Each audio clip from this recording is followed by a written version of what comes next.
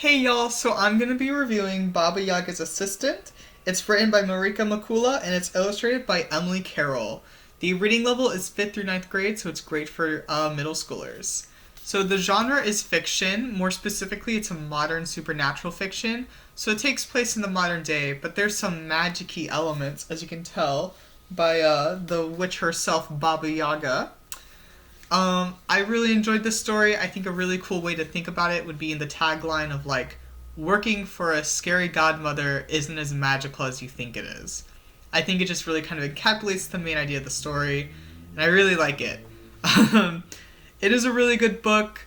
You can tell by the picture on the back, it's a little bit of a spooky setting. They do try to make it a bit spooky looking, but it's not scary. But I do like the more spookier aesthetic that it sometimes goes with.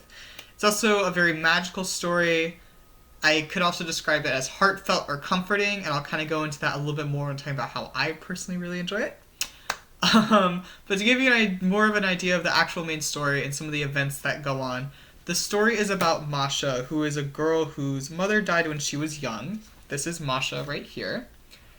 And when Masha was young, her mom died, and now she's a teenager, and her dad is getting remarried. And the first time she meets her new step parent and her new step sibling doesn't go very well. She decides to actually run away from home, and she accepts an ad in the newspaper to work as the assistant for the Russian witch of folklore, or I guess the folklore witch, the Russian witch from Russian folklore, Baba Yaga.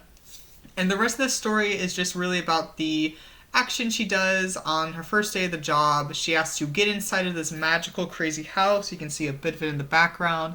It's on chicken legs. She has to even get inside of it. Then she has to deal with some of Baba Yaga's crazy pets, some really weird, spooky activities like cleaning snakes.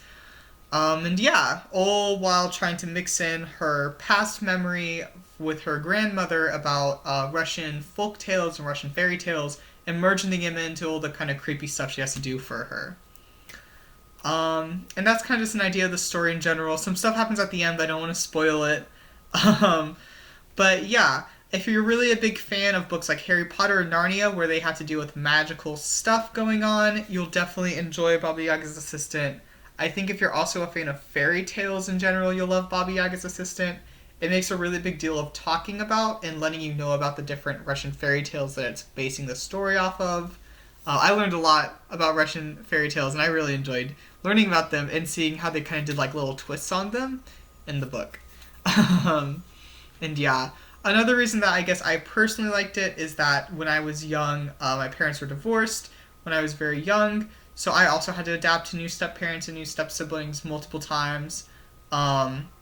So it was just kind of nice to see Baba Yaga's Assistant handle that topic at a similar age range and do it in a very real way. It doesn't like kind of like hold back punches. It lets you know that it's a difficult thing, but it also helps you kind of deal with it and talks about good ways to handle it.